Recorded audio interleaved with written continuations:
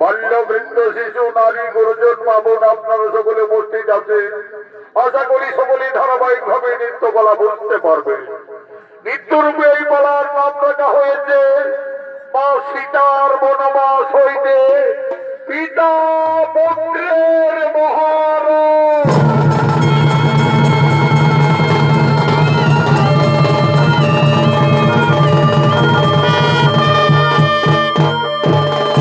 মা সীতার বনবাস হইতে সখী পুত্র লক্ষ্মণ একদিন কৈলাস পর্বতে দেবাদিদেব বাবা মহাদেব ও মা পার্বতী আগমন করছে।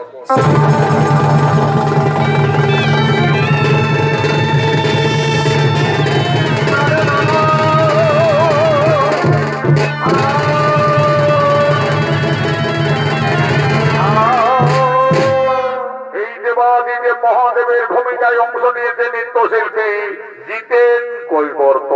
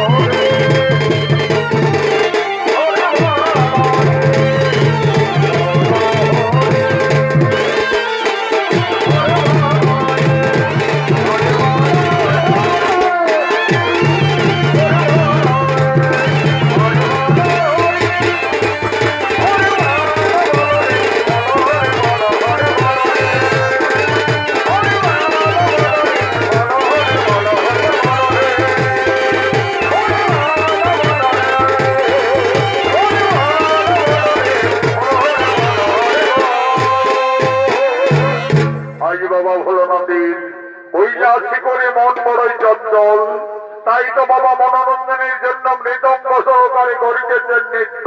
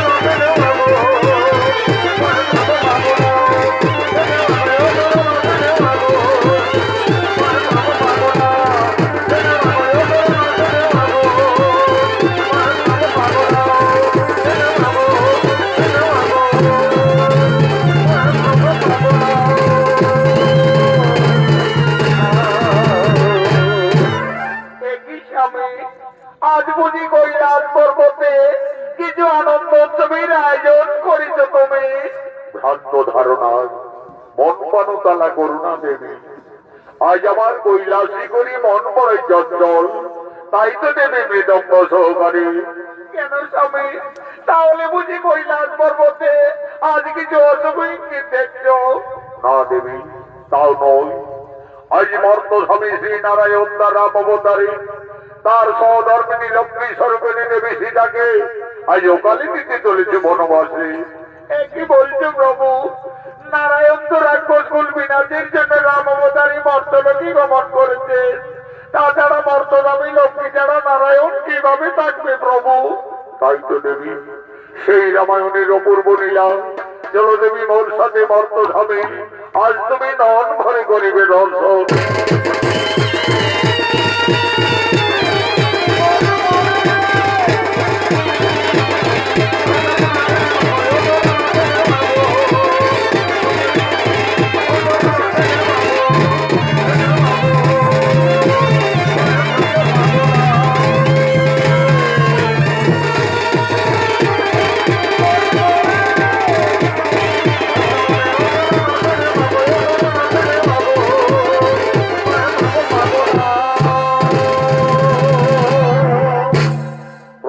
রামচন্দ্র বিমাতার অভিশাপে পিতৃসত্য পালনার্থে 14 বৎসরের জন্য বনবাসে গমন করেছিলেন। সঙ্গে ছিলেন সহধর্মিণী সীতা এবং অনুজ লক্ষ্মণ। সেই বনবাস থেকে রাক্ষস রাজা রাবণ মা সীতাকে হরণ করে লঙ্কায় নিয়ে যায়। প্রভু শ্রী রামচন্দ্র সাগর বন্ধন করে রাক্ষস কুল বিনাশ করে তার সহধর্মিণী দেবী সীতাকে লঙ্কার থেকে সসম্মানে মুক্তি করে ফিরে আনে অযোধ্যায়। বর্তমানে অযোধ্যার মহারাজ শ্রী রামচন্দ্র এবং রানী মা সীতা আনন্দে রয়েছেন প্রজাবাসী সকলে। আজ মা সীতার সঙ্গে তার 3 সহোদরী বোন ভরত, লক্ষ্মণ এবং শত্রুঘ্নের স্ত্রী, তারা সকলেই অযোধ্যা রাজপ্রাসাদের দিকে আগমন করছে।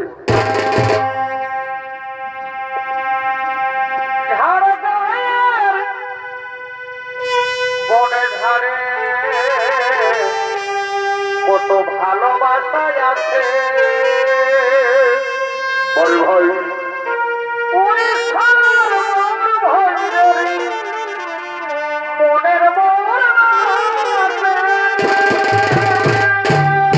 আচ্ছা আচ্ছা আচ্ছা, করুণার তীরিতে মনের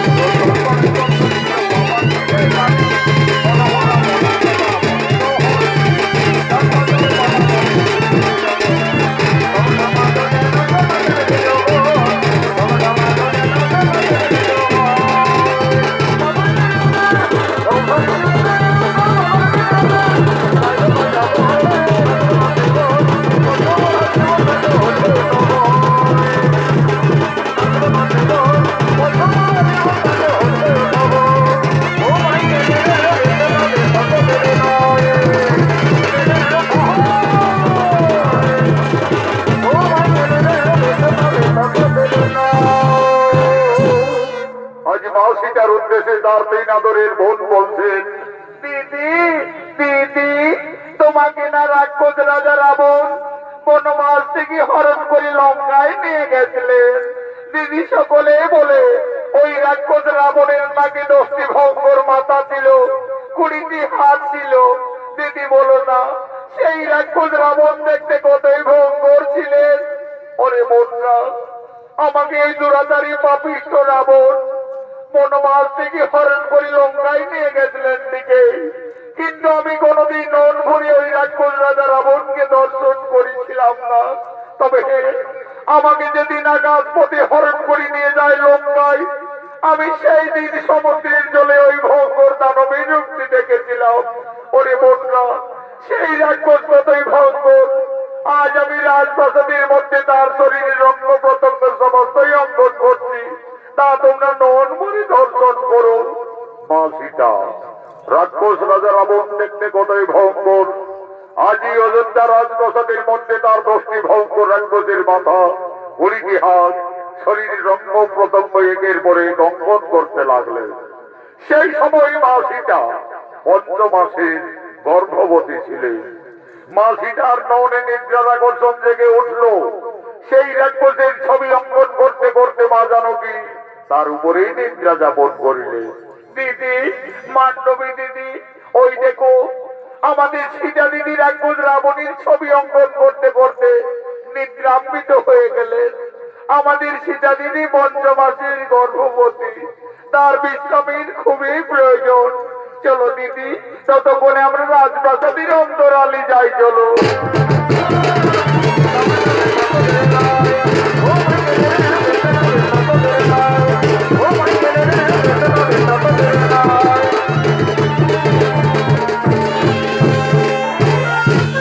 এমন সময় প্রভু শ্রী রামচন্দ্র এবং অনুজ লক্ষণ এই রাজপ্রাসাদের দিকে আগমন করছে। রাজার বেটা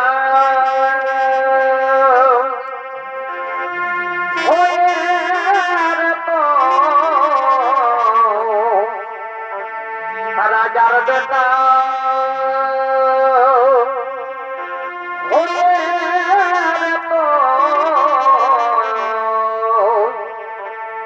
এনে ঘুরে ঘুরে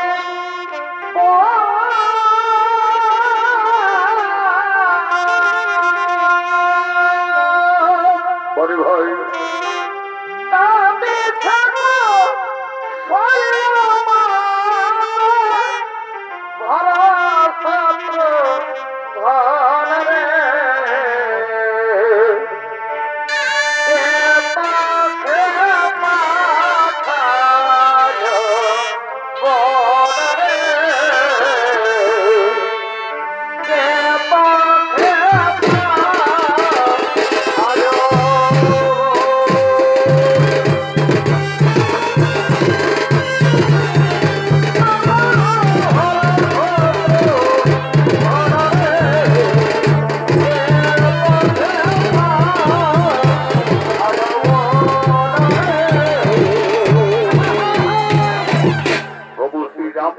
অভিনয়ে অংশ নিয়েছে স্বর্গীয় আদালত মাহাতোর প্রধান শিষ্য ওস্তাদ যুধিষ্ঠির মাহাতো, লক্ষণীর ভূমিকায় মানিক কৈবর্ত।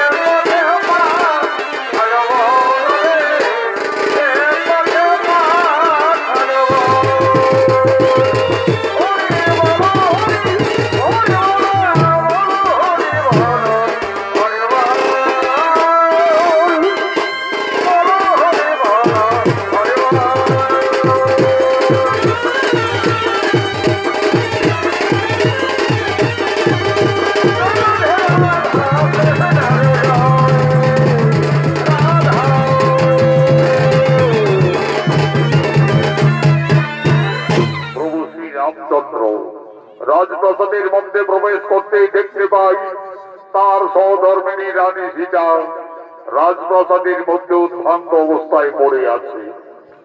কি আমার সীতা ওইভাবে রাজপ্রাসাদের মধ্যে পড়ে রয়েছে কেন? প্রভু শ্রী রামচন্দ্র এসে দেখলেন রাক্ষস রাজা রাবণের ছবি অঙ্কন করে তার উপরে তার স্ত্রী নিদ্রা যাপন করে রয়েছে।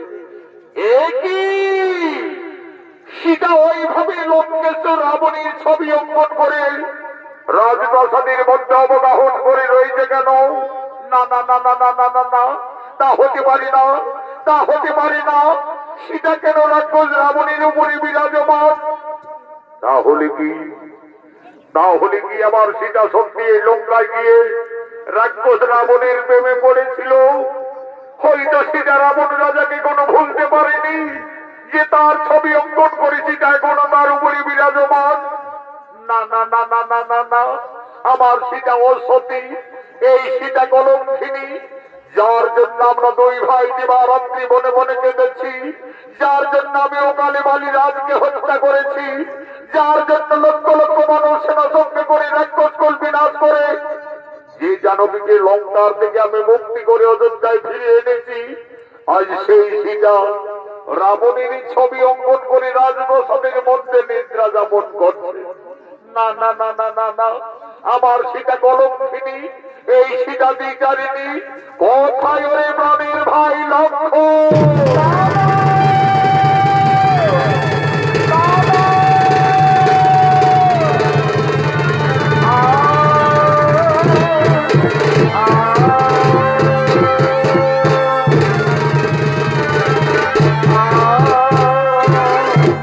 আদেশ করুন দাদা। ওরে ভাই লক্ষ্মণ, ওরে আমার প্রাণের ভাই লক্ষ্মণ, ওইতে করে ভাই আমাদের রানী সীতা রাক্ষস রাবণের ছবি অঙ্কন করে তার উপরে নিদ্রা যাপন করে রয়েছে। ওরে ভাই লক্ষ্মণ, এই কলঙ্কিনী হয়তো লঙ্কায় গিয়ে রাক্ষস রাবণের প্রেমে পড়েছিল, হয়তো সীতা রাবণ রাজাকে কোনো ভুলতে পারেনি যে তার ছবি অঙ্কন করে সীতা এখনো তার উপরে বিরাজমান।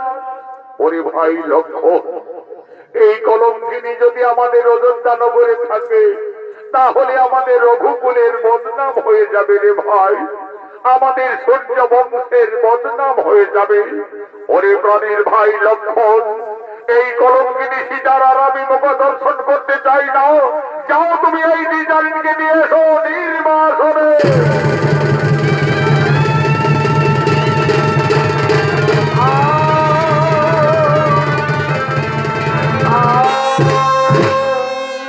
দেবী তুমি কি করলে দেবী?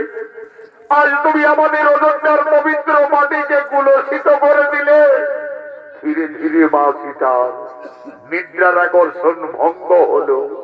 চোখ মেলে যাইতে মা জানকী রাজপ্রাসাদের মধ্যে তার দেবর লক্ষ্মণকে দেখতে পায়। লক্ষ্মণ, একই ভাই তুমি এখানে? দেবী তুমি কি করিলে দেবী? তুমি কেন রাক্ষস রাবণের ছবি অঙ্কন করলে আমাদের রাজপ্রাসাদের মধ্যে? তুমি তার উপরে স্মরণ করে নিদ্রা যাপন করতেছিলে। তুমি কি সত্যি লঙ্কায় গিয়ে রাক্ষস রাবণকে ভালোবেসেছিলে? তুমি কি রাবণ রাজাকে কোনো ভুলতে পারোনি? না রে ভাই লক্ষ্মণ, আমি কিছু ভুল করিনি রে ভাই। আমি শুধু আমার ওই মান্ডবী উর্মিলা বন্ধের বোঝাবার জন্য এই রাক্ষসের ছবিটি আমি প্রাসাদের মধ্যে অঙ্কন করেছিলাম রে ভাই। তুমি জানো না দেবী, এই অপরাধে তুমি কলঙ্কিনী, এই অপরাধে তুমি বিচারিণী। যে রাক্ষস রাবণ তোমাকে বনবাস থেকে হরণ করে লঙ্কায় নিয়ে যায়, সেই রাবণের ছবি অঙ্কন করে তুমি ভুল করেছো, অপরাধ করেছো। প্রভু শ্রী রামচন্দ্র আর কোনদিন তোমার মুখ দর্শন করবে না। আমায় আদেশ দিয়ে গেলেন এই মুহূর্তেই তোমার দিতে হবে নির্বাসনে।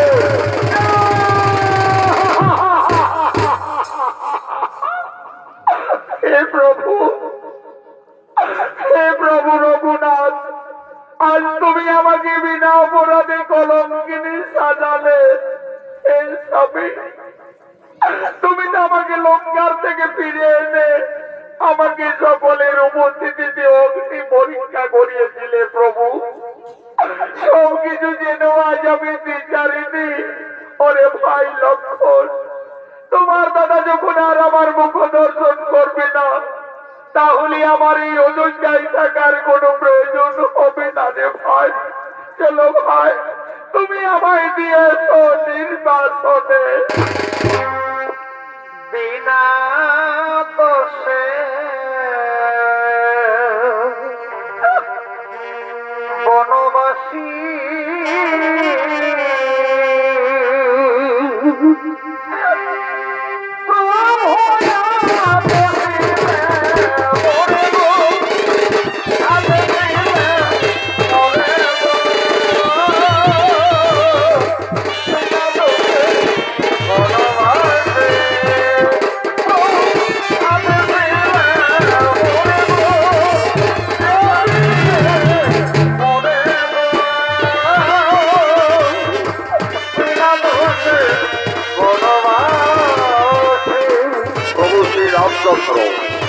মা সীতাকে কলঙ্কিনী নির্যাতন ভেবে বনবাসের আদেশ দিলে। সেই আদেশ পালন করার জন্য তার ভাই লক্ষ্মণ ভাই মা জানকীকে বনবাসে নিয়ে যাচ্ছে। আগে আগে চলেছে লক্ষ্মণ, ভাই মনের দুঃখে মা সীতাকে মেনে বনবাসে যাচ্ছে। বন ভবন পেরিয়ে ঘোর কারণে প্রবেশ করছে লক্ষ্মণ। দেবী সীতাকে ভাই লক্ষ্মণ বলছেন, দেবী গো, দেখো দেবী, আমরা তো বনবাসের যথার্থ জায়গায় উপস্থিত হয়ে গেছি দেবী। তুমি তোমার বনবাস জীবনে এই কারণেই কাটাবে দেবী। তুমি আমাকে অযোধ্যায় ফিরে যাওয়ার অনুমতি দাও দেবী। আমাকে অযোধ্যায় ফিরে যেতে হবে, কিন্তু আমি কিভাবে একটি পঞ্চমাসের গর্ভবতী নারীকে বনের মধ্যে দিয়ে যাব? তুমি আমায় ক্ষমা করে দাও দেবী, আমায় তুমি ক্ষমা করে দাও। যে জানকীর জন্য আমি 12 বছর অনাহারে অনিদ্রায় ছিলাম, যে জানকীর জন্য আমি শক্তির বান্ধবকে ধারণ করেছি, আর সেই জানকীকে আমায় বনবাসে দিয়ে যেতে হবে।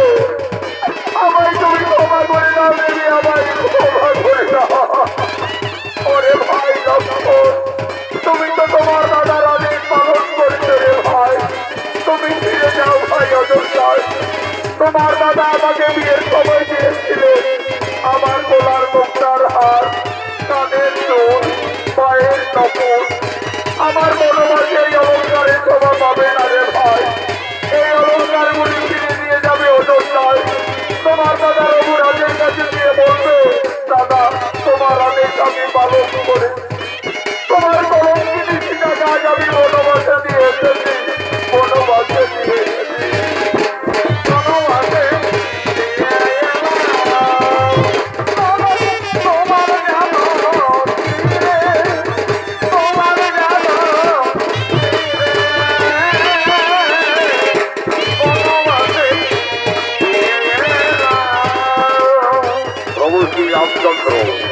মা সীতাকে বিয়ের সময় যে যে অলঙ্কার দিয়েছিলেন, আজ মনের দুঃখে মা জানকী বনবাসে যেতে যেতে গলার মুক্তার হার, কানের দুল, পায়ের নপুর সমস্ত অলঙ্কার একের পর এক লক্ষ্মণের হাতে তুলে দিলে।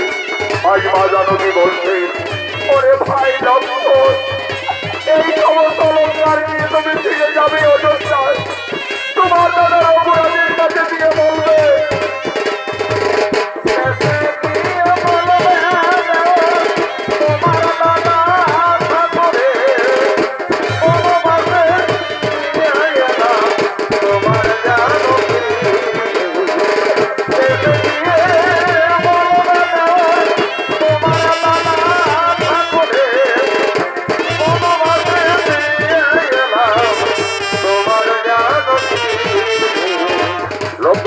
চলে গেলেন অযোধ্যায়। আজ মা সীতা সংসার হারা জনম দুঃখিনী বনধারী।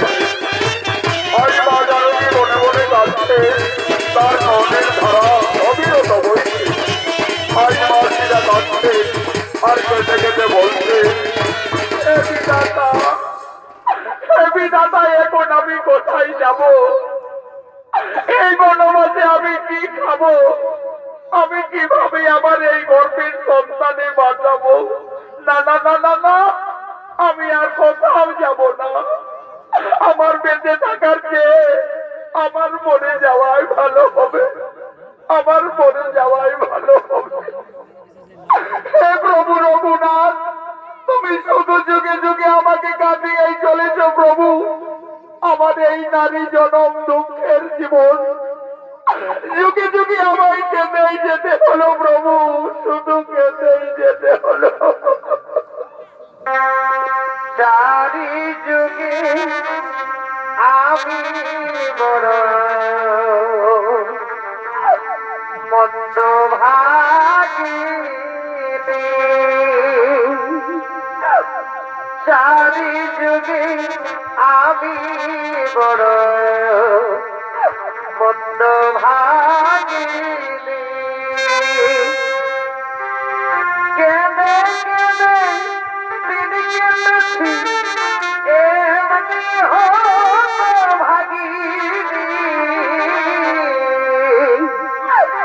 কেঁদে কেঁদে দিন কেটেছি এমনি হতো ভাগিনি। চারি যুগে আমি বড় বন্ধ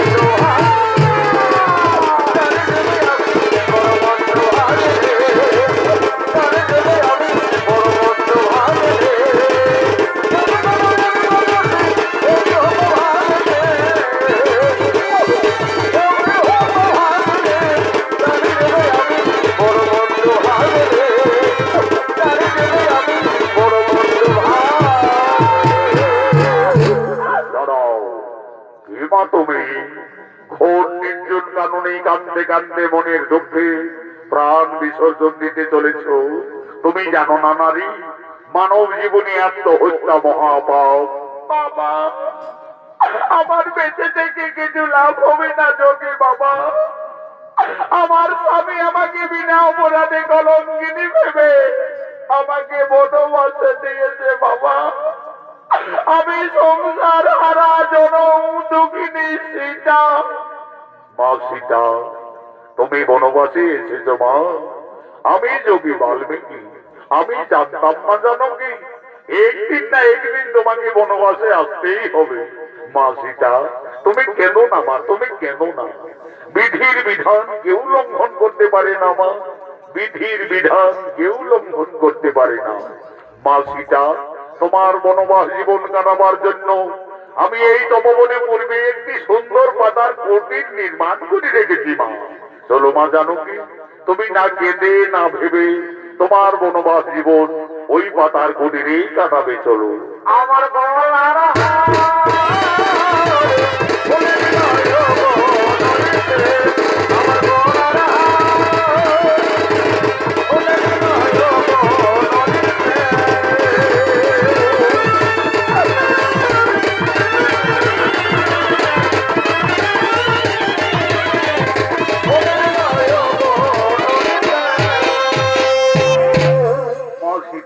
তার বনবাস জীবন যোগী বাল্মীকির তপবনে কাটাতে শুরু করলেন।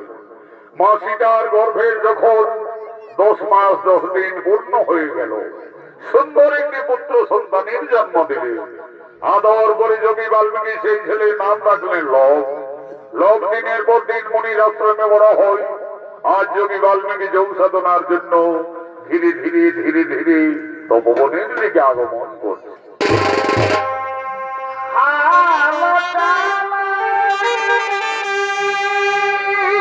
বড় ভাই,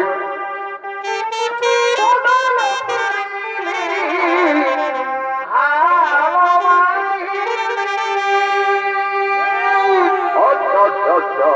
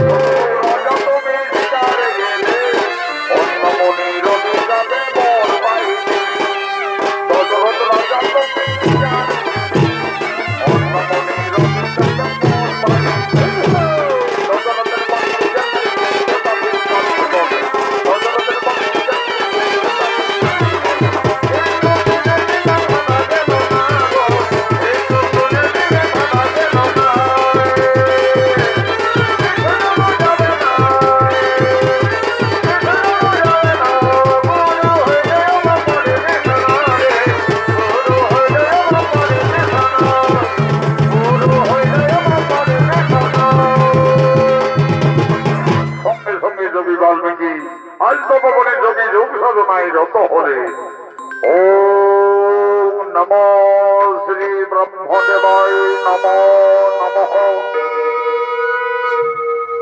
ওম নমো শ্রী ব্রহ্মদেবায় নমো নমঃ। ওম নমো গুরু ব্রহ্মা গুরু বিষ্ণু গুরুদেব মহেশ্বর গুরুবে পরম ব্রহ্ম তস্মৈ শ্রী গুরুবে নমো নমো নমঃ। এমন সময় মাসিটা এসে বলছে, বাবা বাবা কি মাসিটা? বলো মাসিটা, তোমার কি হয়েছে মা? বাবা, আমার পুত্র লোভ, ওই দেখো বাবা, সেগুন বৃক্ষতলে ঘুমিয়ে আছে। বাবা, আমি ততক্ষণে ওই সরোবর থেকে স্নান সেরে জল নিয়ে ফিরে আসছি বাবা। দেখো মাসিটা, তুমি স্নানে যাবে চলে যাও, কিন্তু দেরি করো না মা, কারণ তোমার পুত্র লোক ছোট্ট বালক, সে খুবই উপদ্রব করে। সে কোন ঘুমিয়ে রয়েছে থাক, আমি এখন এখানে ধ্যানে আছি। যাও মা, তুমি আর বিলম্ব না করে তাড়াতাড়ি স্নান সেরে জল নিয়ে ফিরে আসবে, যাও। সীতা গেল জোয়ারে, লব গেল নরদিতে, লব গেল জোয়ারে, পুত্রের জন্মদিতে, পুত্রের জন্মদিতে। মাসিটা সরোবরে স্নান করতে গেলে যোগী বাল্মীকি পুনরায় বসলেন ধ্যানে। এমন সময় লোভের ঘুম থেকে যায়। লোভ তার মায়ের পিছনে পিছনে ছুটে চলে গেলে সরোবরের দিকে। উনি ধ্যান ভঙ্গ হলো। উনি দেখছেন সেখানে লোভ নেই। এ কি? লোভ তো বৃক্ষতলায় ঘুমিয়েছিল, তাহলে ছেলেটি হঠাৎ গেল বা কোথায়? ওরে লোভ, তুমি কোথায় গেলে? ফিরে এসো। না না না না, এইদিকে তো লোককে কোথাও দেখতে পাওয়া যাচ্ছে না। তাহলে কি বাগানে আমদাম খেতে গেল নাকি রে বাবা? ছোট্ট বালক গাছ থেকে পড়ে যাবে। ওরে লোভ, তুমি কোথায় গেলে? ফিরে এসো। না না না না, এই তপবনে লোভের কোথাও কোনো পাত্তা পাওয়া গেল না। তাহলে কি কোনো হিংস্র প্রাণী ছেলেটাকে খেয়েই ফেললো নাকি রে বাবা? তাহলে তো সর্বনাশ হয়ে যাবে। সীতা সংসার হারা জনম দুঃখিনী বনবাসিনী, তার একমাত্র সম্বল তার পুত্র লোভ। লোভকে বৃক্ষতলায় ঘুমিয়ে রেখে মা সীতা সরোবরে স্নান করতে গেছে। ফিরে এসে তার পুত্রকে না দেখতে পেয়ে নিশ্চয়ই মা জানকী কেঁদে কেঁদে পুত্র সঙ্গে পারান্তাক করবে। না না না না না, আমি যোগী বাল্মীকি, আমি মা সীতার আর একটু দুঃখ দেখতে পারবো না। সঙ্গে সঙ্গে যোগী বাল্মীকি লোভকে না দেখতে পেয়ে লোভের সময় আরেকটি সন্তানের মনে সৃষ্টি করছে। সীতা গেল জোয়ারে, লব গেল নরদিতে, লব গেল জোয়ারে, পুত্রের জন্মদিতে, পুত্রের জন্মদিতে।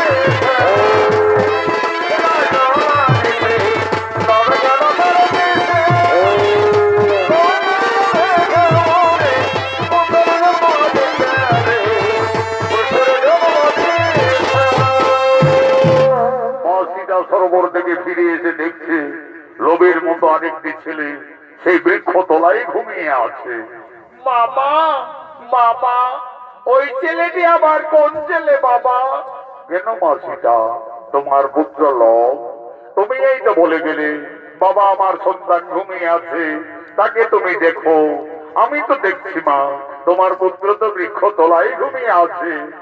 না বাবা, তোমার কথা ভুল হচ্ছে। এই দেখো বাবা, আমার ছেলে তো আমার পিছনে পিছনে সরোবরে চলে গেলে। মা সীতা, আমার ভুল হয়ে গেছে মা, আমি ভুল করে ফেলেছি মা। আমি ভেবেছিলাম লোভকে এই তপবনে কোনো জন্তু খেয়েই ফেলেছে। আমি তোমার দুঃখ না সইতে পেরে আমি যে লোভের মতো আরেকটি সন্তানের সৃষ্টি করেছি মা। লোভ যেমনি তোমার পুত্র, আমি সৃষ্টি করেছি, তার নাম রেখেছি কোষ। ও সবে তোমার ঠিক তেমনি পুত্র। কোষ কোষ কোষ, তুমি উঠে এসো কোষ। ওই দেখো কোষ, তোমার মাথা দাঁড়িয়ে আছে। যাও কোষ, তুমি তোমার মায়ের কোলে চলে যাও। মা সীতার একটি সন্তান ছিল। যোগী বাল্মীকির আশীর্বাদে মা জানকীর তপবনে দুইটি পুত্র হলো। তার দুই সন্তানকে নিয়ে মা সীতা তার বনবাস জীবন আনন্দেই কাটাতে চলেছে।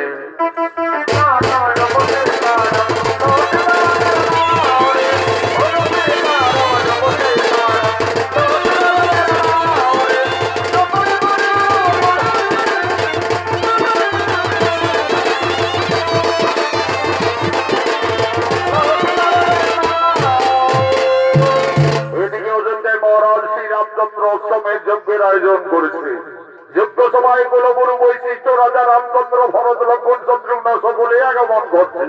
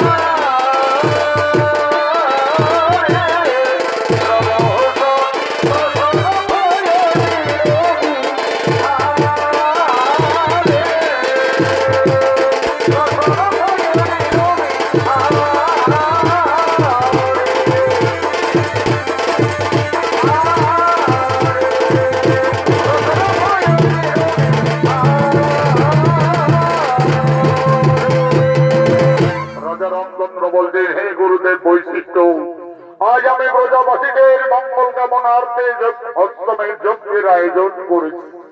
আপনি আর বিলম্ব না করে রীতি নিয়ম অনুযায়ী আপনি যজ্ঞ আরম্ভ করুন। রাজা রামচন্দ্রের আদেশে কুলগুরু বৈশিষ্ট্য সঙ্গে সঙ্গে অষ্টমের যজ্ঞ শুরু করলেন।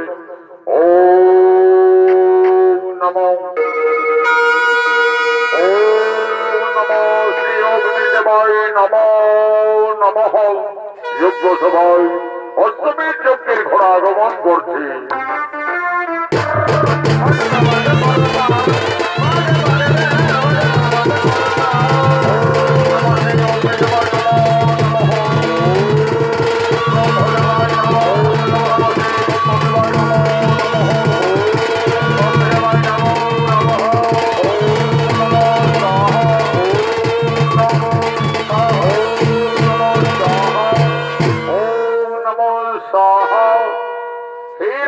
রামচন্দ্র আমাদের অষ্টমের যজ্ঞ প্রায় সমাপনের মুখে, আর বিলম্ব না করে এই অষ্টমের যজ্ঞের ঘোড়ার কপালে সুন্দরভাবে স্বর্ণাক্ষরে লিপিবদ্ধ করুন।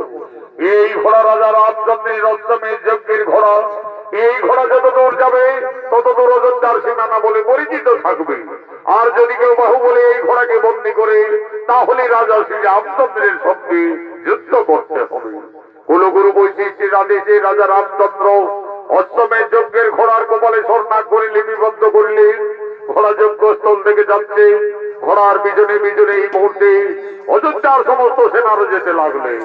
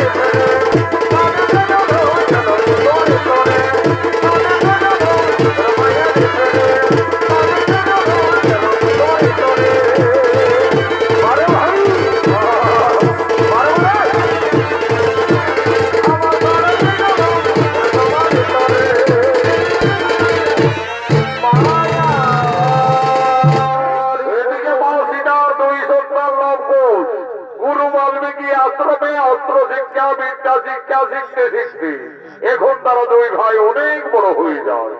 আজ তারা মনের আনন্দে মনের তপবনে খেলা করার জন্য আগমন করছে।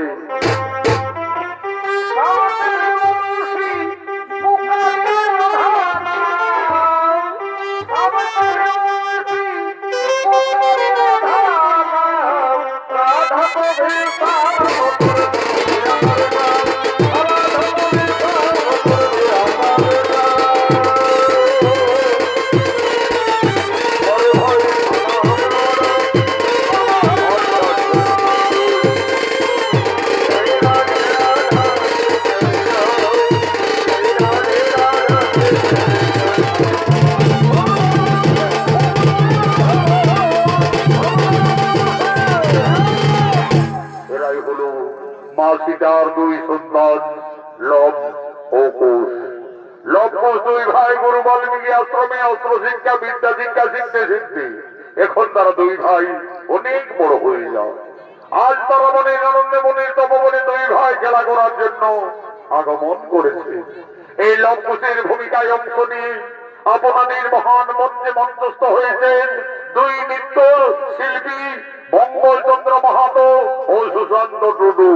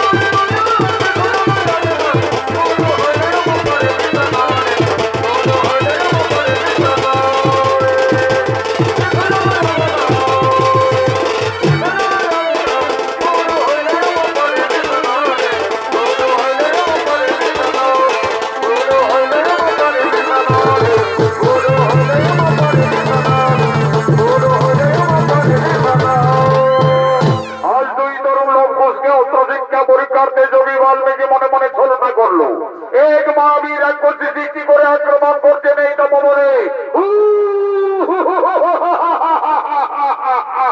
ওরে ভাই কোন, ওই দেখো ভাই, একটি ভয়ঙ্কর রাক্ষসী এই তপবনের দিকে ছুটে আসছে। চলো ভাই, ততক্ষণে আমরা কুটিরে পালিয়ে যাই। না দাদা, আমরা কুটিরে পালাতে যাব কেন? আমাদের তো গুরুদেব যোগী বাল্মীকি অস্ত্র শিক্ষা শিখিয়েছে। চলো না দাদা, সেই অস্ত্র মানে আমরা দুই ভাই ওই রাক্ষসীকে বিনাশ করে দেব। তবে তাই চলো ভাই। এই রাক্ষসী এই তপবনে আর এক ভয় দিয়ে এলে আজ তোকে আমরা সকলে বিনাশ করবো। কি এ তো সাধু তুমি ওরে যোগী বালক, আজ আমি তোদের তপবনে খেয়ে ফেলবো।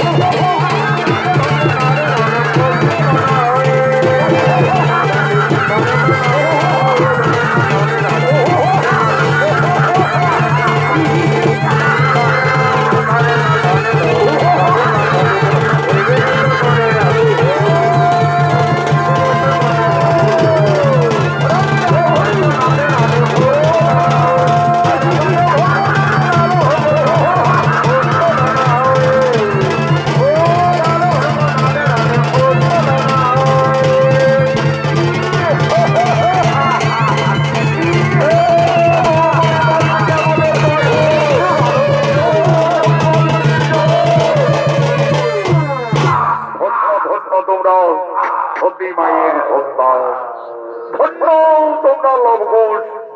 আমি তোমাদের দুই ভাইকে অস্ত্র শিক্ষা পরীক্ষার্থে আমি এই মনে মনে ছলনা করি এই মায়াবী রাক্ষসী সৃষ্টি করে তোমাদের আক্রমণ করেছিলাম।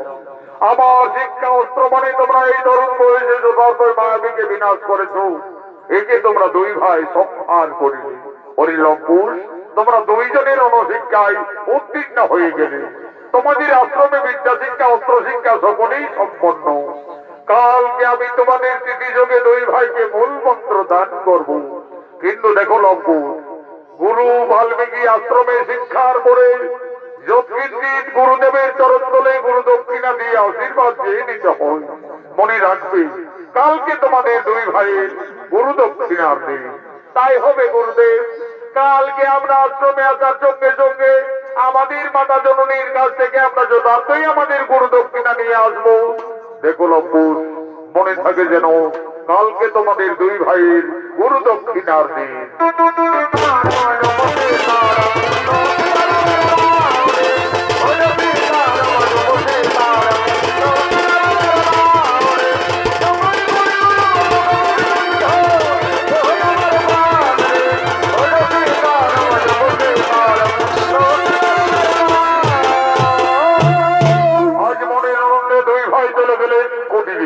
কুটিরে গিয়ে তাদের মাতা সীতার কাছে তারা নিবেদন করছে।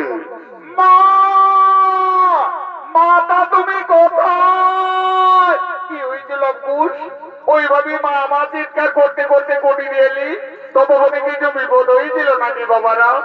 না মাতা, আজ আমরা তপবনে একটি ভক্ত রাক্ষসীকে দুই ভাই বিনাশ করে দিয়েছি মা। আমাদের গুরুদেব বলেছেন আমরা অস্ত্র শিক্ষায় সফল হয়ে গেছি মাতা। আমাদের কালকে আশ্রমে গুরু দক্ষিণা দিতে হবে। দাও মা, আমাদের গুরু দক্ষিণা দাও। হরি লবকুশ, হরি পুত্রগণ, তোমরা তো দুই ভাই বড় হয়েছ, তোমরা তো সকলেই বুঝতে পারছো আমরা যে বনবাসী বাবারা। আমাদের কুটিরে কিছু নেই লবকুশ, আমি কি দিয়ে তোমাদের গুরু দক্ষিণার থেকে মুক্তি করবো? মা তুমি কেন না মা, তোমার দিবারাত্রি কান্না আমরা যার কিছুতেই সইতে পারি না। জানো মা, আমাদের গুরুদেব বলেন চুরি করা অপরাধ, কিন্তু চেনা অপরাধ নয়। ওই তো মা, অদূরী নগর দেখা যাচ্ছে, চলো না মা, আমাদের গুরু দক্ষিণার জন্য সকলের কাছে কিছু কিছু সাহায্য চেয়ে নেবে মাতা। মা সীতা একদিন ছিলেন অযোধ্যায় মহারানী, আজ সে ভাগ্য ফেরে সংসার হারা জনম দক্ষিণী বনচারিণী। তার দুই সন্তানের গুরু দক্ষিণা দেওয়ার মতো মা সীতার কুটিরে কিছুই নেই। আজ মনের দুঃখে মা জানকী এই নগরের দ্বারে দ্বারে সকলের কাছে করজোড়ে নিবেদন করছে। হে ভক্তগণ, আজ আমি খুবই সংকটে পড়েছি। আমার দুই সন্তানের গুরু দক্ষিণা দেওয়ার মতো আমার কাছে কিছুই নেই। আজ আমি সকলের কাছে করজোড়ে নিবেদন করছি, আপনারা সকলে কিছু কিছু সাহায্য করে আমার দুই অবধ সন্তানের গুরু দক্ষিণার থেকে আপনারা মুক্তি করে দিন, মুক্তি করে দিন।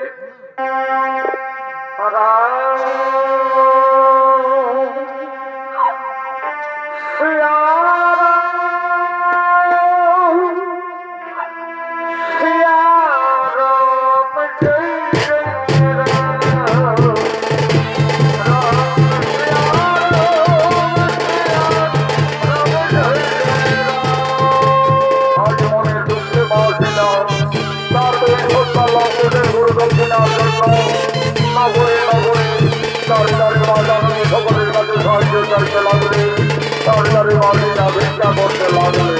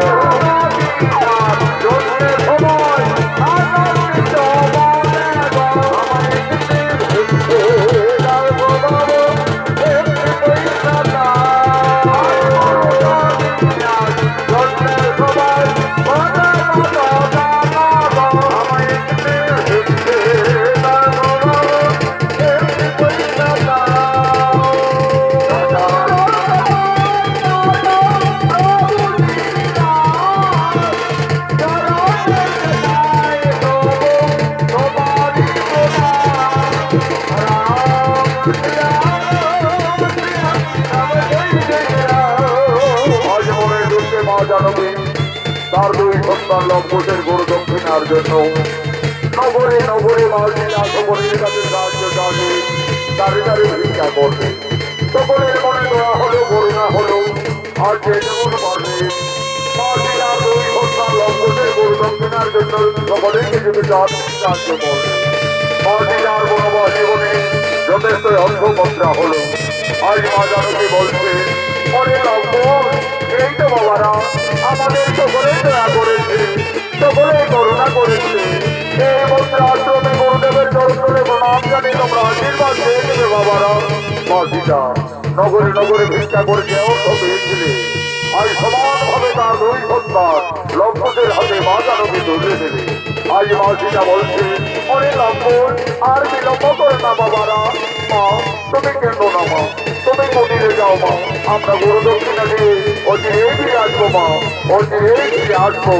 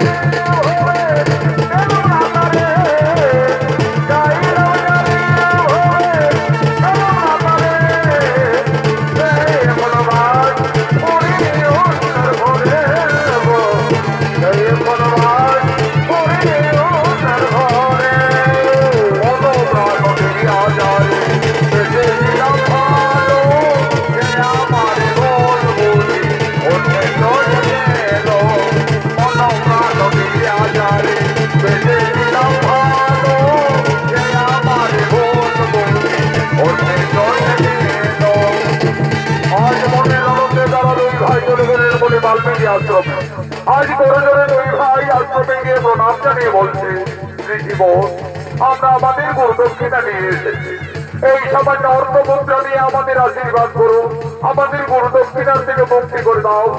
ধন্য ধন্য তোমরা সতী পুত্র লম্বন। আজ আমি আনন্দিত, আমি গর্বিত, আমি তোমাদের পূর্ণ আশীর্বাদ করছি। তোমরা আরো শক্তিশালী হবে, আরো ভৌপর্যন্ত হবে। এই নাও গুরু বোন, এই নাও আমাদের গুরু দক্ষিণা।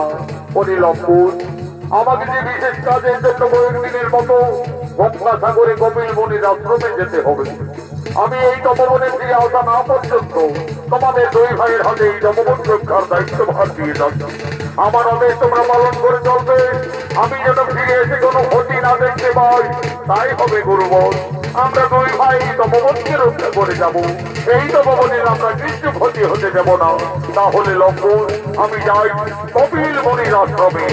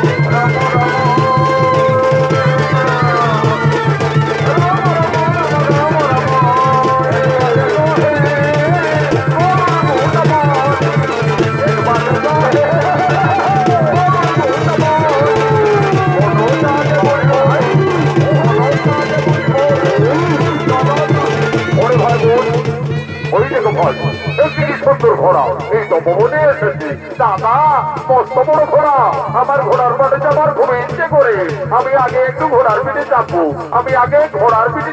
ওরে ভাই গোস, নামো নামো। ওই দেখো ওই ঘোড়াটার কপালে কি লেখা আছে, কি লেখা আছে দাদা?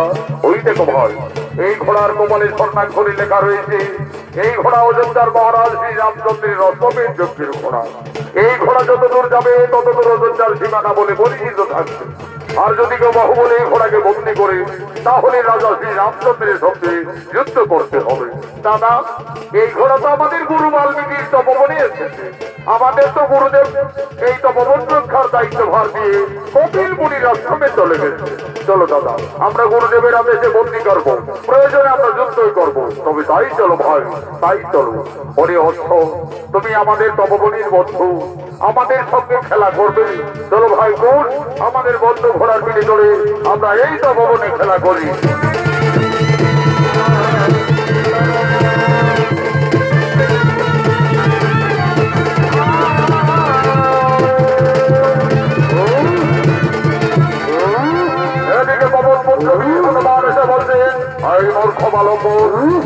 আমার প্রভু শ্রী রামচন্দ্রের রক্তকে তোমরা এই তপবনে বন্দি করলে কেন? মুক্তি করে দাও, না হলে তোমাদের আত্মপরিচয় কি? আমাদের পরিচয়, আমরা তো সতী মায়ের সন্তান, সতী মায়ের সন্তান। অন্তর্যামী হনুমান বুঝে গেলেন এরাই হলো আমার মাতা সীতার সন্তান। আমি কিভাবে যুদ্ধ করবো? না না, তার চাইতে আমি যদি পরাজয় স্বীকার করি তাহলে প্রভু শ্রী রামচন্দ্রের সঙ্গে মা সীতার এই তপবনে অবশ্যই মিলন ঘটবে। বুদ্ধিমতী হনুমান ছলনা করলেন, এই মূর্খ বালক, এই ঘোড়াকে না ছাড়লে এই গোটার আঘাতে তোমাদের শেষ করে দেবো। কি হনুমান, তুমি ভয় দেখাবে? চলে এসো, দেখি কার বাহুতে কত শক্তি।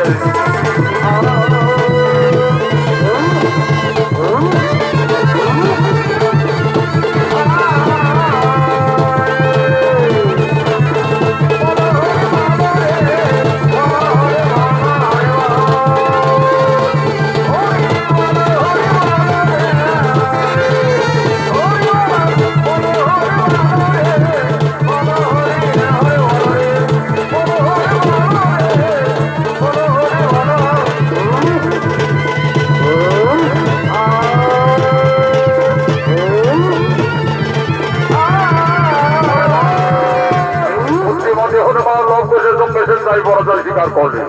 আজ লক্ষ হনুমানকে বন্দি করলেন এক তপবনের বৃক্ষডালে। এমন সময় উপস্থিত হয়ে যায় ভরত শত্রুঘ্ন। এই বালক, আমাদের ঘোড়াকে তোমরা বন্দি করেছো কেন?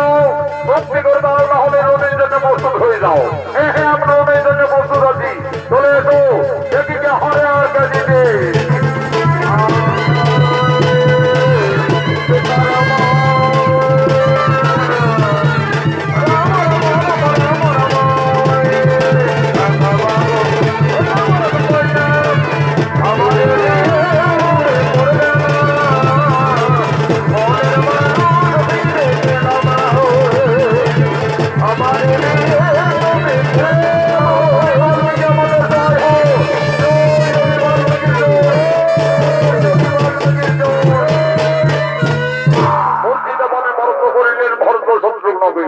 এবার সময় উপস্থিত হয়ে যায় অযোধ্যার মহারাজ শ্রী রামচন্দ্র এবং অনুজ লক্ষ্মণ।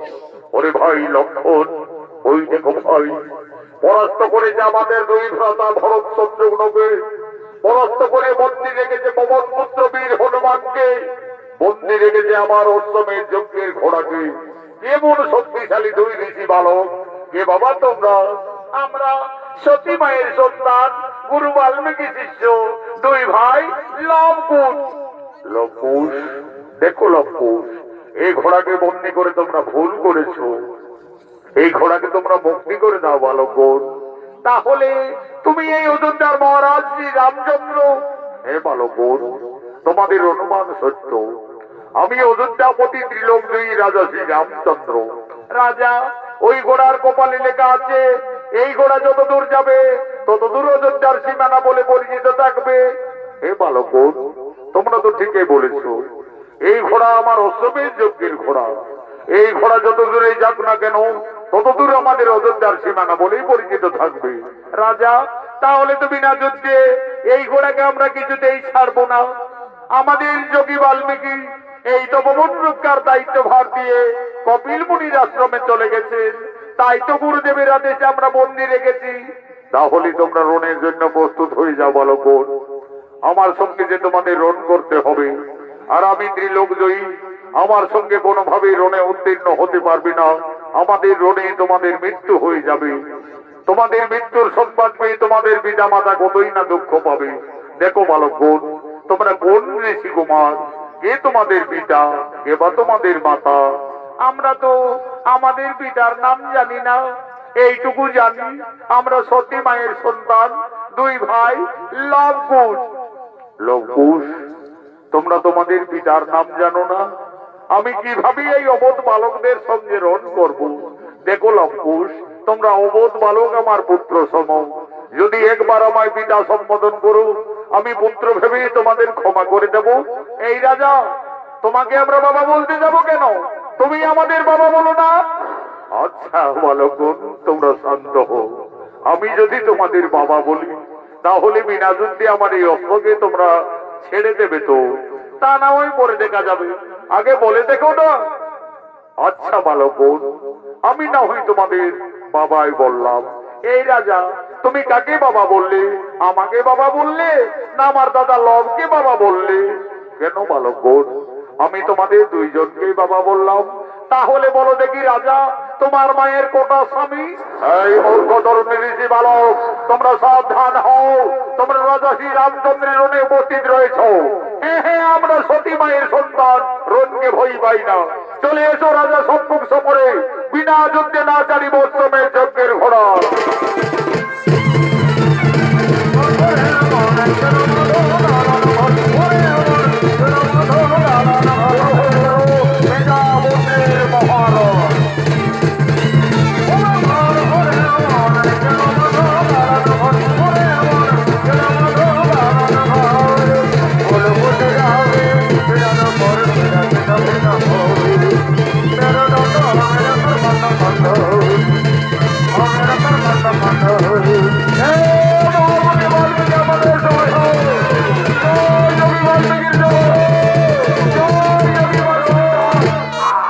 মূর্ছিত মনে মরত করিলে রাজা রামচন্দ্র এবং মনোজ লক্ষণকে।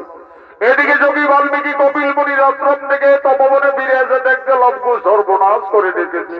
ওরে শিষ্যগণ, ওরে লবকুশ কোথায় তোরা? আমার অবর্তমানে এইভাবে তপবনে অত্যাচার। গুরুদেব, আমরা তো তোমার আদেশ পালন করে চলেছি গুরুদেব। এই তপবন রক্ষা করতে গিয়ে এই সমস্ত যোদ্ধাদের রণে পরাস্ত করে দিয়েছি।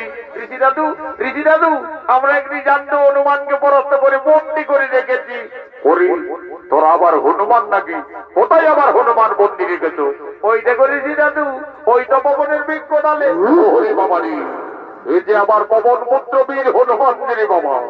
এই হনুমানের সঙ্গে তোমরা ঝগড়া করেছো? ওরে লবকুশ, সেই রাজাদের না জেনে না শুনে কেন তাদের উপরে আঘাত করিলি? জানি গুরুদেব, ওই রাজা বলছে আমি অযোধ্যার মহারাজ শ্রী রামচন্দ্র, আমার অষ্টমের যজ্ঞের ঘোড়াকে তোমরা বিনা যুদ্ধে ছেড়ে দাও। আমরা ছাড়িনি গুরুদেব, আমরা তোমার আদেশ পালন করে চলেছি। ওরে লবকুশ, আমার আদেশ পালন করতে গিয়ে তোরা তো নিজেরাই নিজেদের এই সর্বনাশ করে নিয়েছি। যা যা, আর বিলম্ব না করে তোদের মাতা সীতাকে তোরা তাড়াতাড়ি তপবনে ডেকে নিয়ে আয়। তোদের মাতা সীতায় বলবে ওই রাজার সঙ্গে তোমাদের পরিচয় কি। মা, তুমি তাড়াতাড়ি এসো মা। ওরে লবকুশ, তপবনে কি হয়েছে বাবারা? মা, আজ আমরা যুদ্ধে জয়ী হয়ে গেছি মা। একটি জান্ত হনুমানকে তপবনে লতায় পাতায় পরাস্ত করে বন্দি করে রেখেছি মাতা। ওই লবকুশ, কোথায় হনুমানকে তোমরা বন্দি করিলে বাবারা? ওই দেখো মাতা, ওই তপবনের বৃক্ষ ডালে। ওরে লবকুশ, এই যে পবন পুত্র বীর হনুমান, এই হনুমানকে তোমরা কেন বন্দি রেখেছো বাবারা? দে বাবারা, তোরা হনুমানকে ছেড়ে দে। ওই হনুমান একদিন আমার মান রেখেছে, ওই হনুমান আমার জন্য লঙ্কায় কতই না দুঃখ পেয়েছে। দে বাবারা, তোরা হনুমানকে ছেড়ে দে। মা সীতা, ওদিকে তো বৃক্ষ ডালে তুমি হনুমানকেই দেখেছো, আর এই দিকে তাকিয়ে দেখো মা, তোমার সন্তানরা, তোমার স্বামী, তোমার দেবরদের সকলকেই রণে জর্জরিত করে রেখেছে। ওরে লবকুশ, এ তোরা কি করিলি বাবারা? তোরা কাদের সঙ্গে রণ করেছ, যুদ্ধ করেছ? তোরা তো সকলই সর্বনাশ করে দিয়েছ লবকুশ। আমার হাতের শাখা সীতার সিঁদুর আজি তো পবনে সকলে মুছে দিলে বাবারা। বাবা, আমি আমার বনবাস জীবনে তোমার কাছে কোনোদিনই কিছু চাইনি বাবা। আজ আমার দুই অমন সন্তানে ক্ষমা করে আমার স্বামী এবং দেবরগণকে জীবিত করে দাও বাবা, পুনরায় জীবিত করে দাও। মা সীতা, তুমি কেঁদো না মা, তারা কেউ মারা যায়নি মা, তারা লবকুশের অনুমনস্ক হয়ে সকলে জ্ঞান হারা অবস্থায় পড়ে আছে। আমি এক্ষুনি কমণ্ডল জল হইতে পুনরায় সকলের জ্ঞান পুনরায় ফিরিয়ে দিচ্ছি।